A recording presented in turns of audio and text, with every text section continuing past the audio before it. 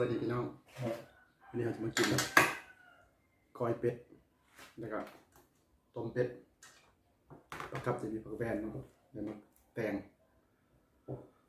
เอาวันนี้บอกว่ายังไงเนาะกินเลย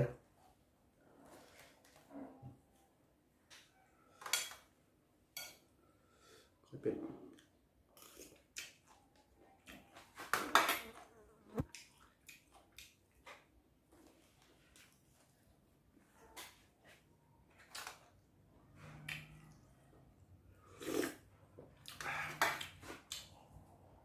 ครับ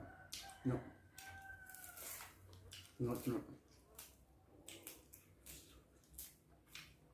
แวนครับ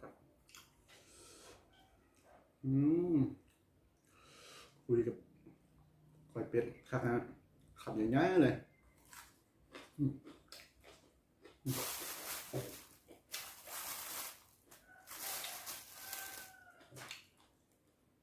ดูด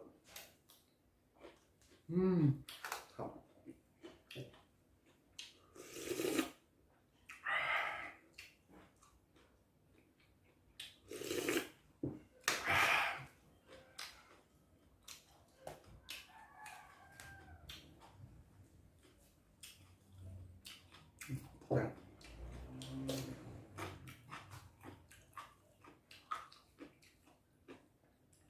จากบ้าน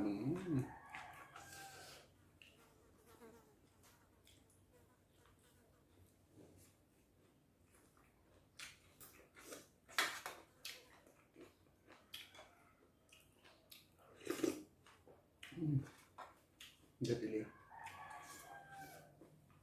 ผักแวน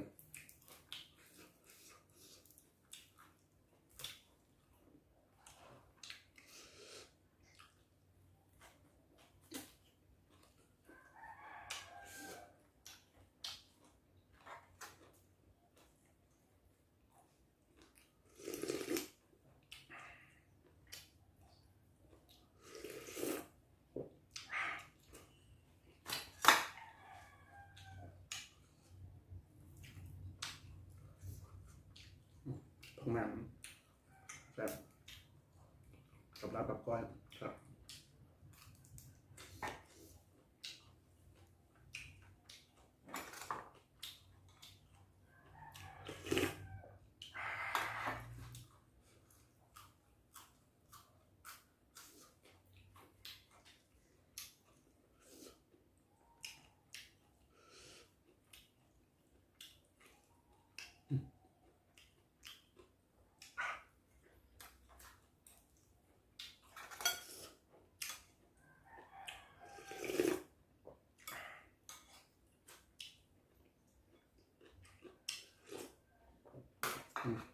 ก็เป็น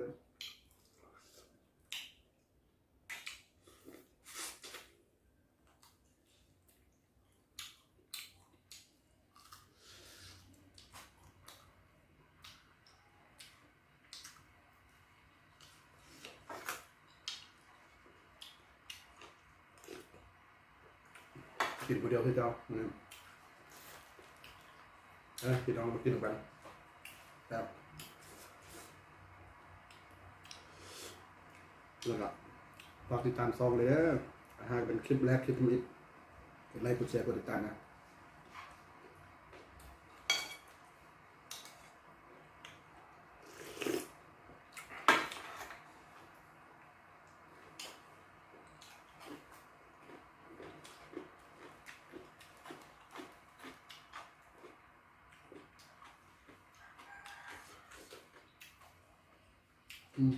ผมตัวจริงแล้วครับ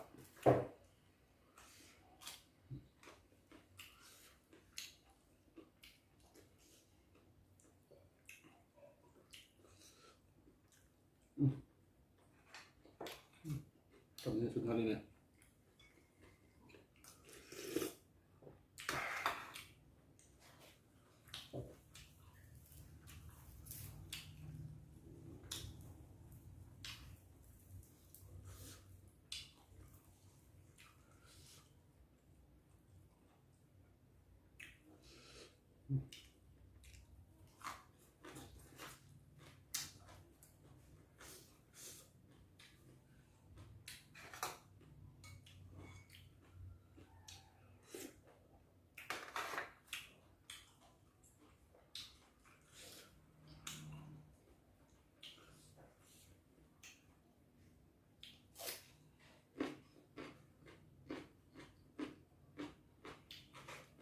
หมูแดงจะให้ซื้อมาจากร้านเขา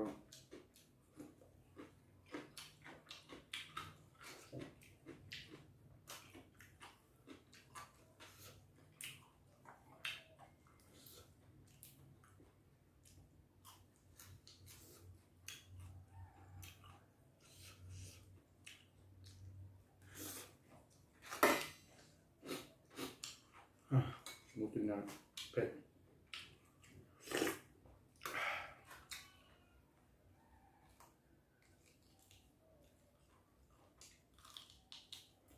เป็ด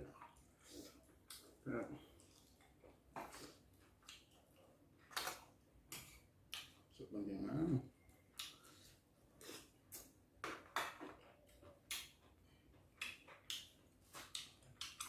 ครับ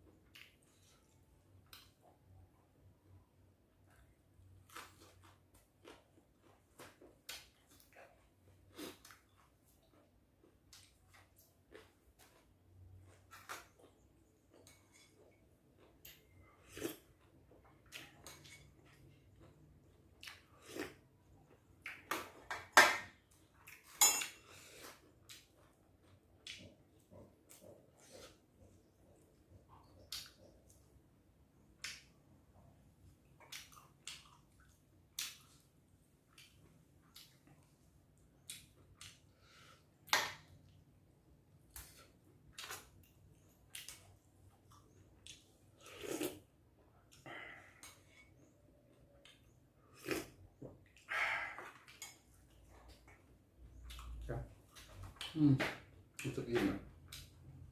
เขาเศร้ากินมาได้กินน้อยเดียวแต่ขอบคุณท้ายครับ